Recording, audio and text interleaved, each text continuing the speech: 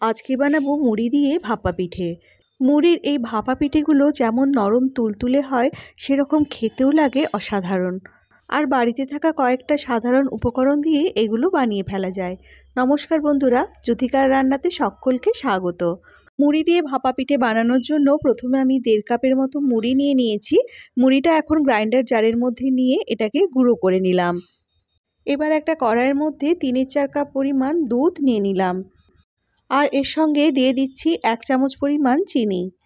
চিনিটা প্রথমে নাড়াচাড়া করে দুধটার মধ্যে ভালো করে মিশিয়ে নিলাম। এরপর গুঁড়ো করা মুড়িটা দুধের মধ্যে দিতে থাকবো আর খুন্তিতে করে এটা নাড়তে থাকবো। বন্ধুরা, কম আঁচে এটাকে 3-4 মিনিট এইভাবে নাড়াচাড়া করতে করতে দেখবে এটা ঘন হয়ে গেছে, কড়াই থেকে উঠে চলে আসছে। এই সময় ফ্লেমটাকে বন্ধ করে দিতে হবে। এখন এটাকে ঢাকা দিয়ে রেখে দেবো কিছুক্ষণ ঠান্ডা হওয়ার জন্য। এখন একটা কড়াইয়ের মধ্যে নিয়ে নিচ্ছি নারকেল। নারকেলটা আমি গ্রাইন্ডারের মধ্যে পেস্ট করে নিয়েছি। আর এর সঙ্গে দিয়ে দিচ্ছি আখের গুড়। আখের গুড়ের পরিমাণটা নারকেলের থেকে কম নিয়েছি। এখন কম আছে নারকেল আর আখের গুড়টা ভালো করে ওপর নিচ করে নাড়াচাড়া করলে নারকেলটা গুড়ের সঙ্গে ভালো করে মিশে যাবে। পুরটা এখানে একটু ঘন করে বানাবো, সেই জন্য এর মধ্যে কোনো জল বা দুধ ব্যবহার করছি না। এইভাবে গুড় আর নারকেল দিয়ে পুরটা আমি বানিয়ে নিলাম। এখন মুড়ি দিয়ে যে ডোটা বানিয়েছিলাম সেটা ঠান্ডা হয়ে গেছে, কড়াইটা খুলে নিলাম।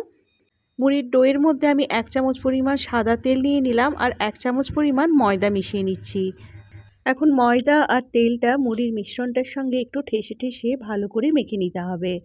বন্ধুরা, এখানে আমি ডোটা তৈরি করতে প্রায় 3 চামচের মতো ময়দা ব্যবহার করেছি। এখানে এই ডোটা খুব নরম আর স্মুথ হতে হবে। যদি এটা মাখার সময় মনে হয় এটা খুব শুকনো হয়ে গেছে, তাহলে এর মধ্যে জল অথবা অল্প একটু দুধ দিয়ে এটা এইভাবে মেখে নিতে হবে।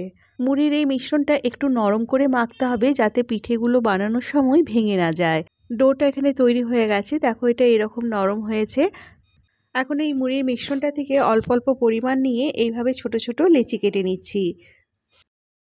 সব লেচিগুলো এখানে আমি বানিয়ে নিয়েছি। এরপর একটা লেচি নিয়ে সেটাকে হাতের মধ্যে এইভাবে ঘুরিয়ে গোল করে নিলাম।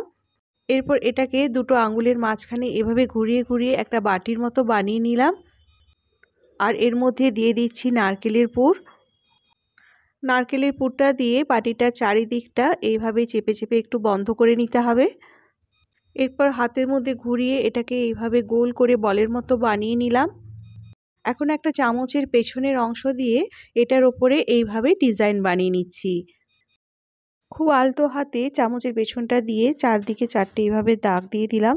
এরপর হাতের সাহায্যে এর কোণগুলো এইভাবে একটুখানি মুড়ে দিচ্ছি। 4টে কোণ মোড়া হয়ে গেলে এটা দেখো দেখতে এরকম লাগবে। এখন একটা আইসক্রিমের কাঠি নিয়ে আমি খুব আলতো হাতে এর চারদিকে 4টে এইভাবে দাগ কেটে দিচ্ছি। এখানে চামচের পেছনের অংশ দিয়েও করা যাবে, তবে আমার কাছে একটা আইসক্রিমের কাঠি ছিল, সেটা দিয়ে আমি বানিয়ে নিলাম। এরপর একটা লাল রঙের টুটি ফুটি দিয়ে এর মাঝখানটা এভাবে সাজিয়ে নিলাম। টুটি ফ্রুটির পরিবর্তে এখানে চেরির ছোট টুকরোও ব্যবহার করা যাবে। সব পিঠেগুলো আমি একইভাবে বানিয়ে নিলাম। এখন একটা কড়াইয়ের মধ্যে জল গরম করতে বসিয়ে দিয়েছি, তার মধ্যে স্টিমারটা বসিয়ে দিলাম। এরপর স্টিমারটার মধ্যে সব পিঠেগুলো এক এক করে সাজিয়ে দিচ্ছি। আমি এখানে স্টিমারটার মধ্যে অল্প একটু তেল লাগিয়ে নিয়েছিলাম যাতে পিঠেগুলো স্টিমারের মধ্যে আটকে না যায়। এখন স্টিমারটা ঢাকা দিয়ে এটাকে 10 মিনিটের মতো ভাপিয়ে নেব।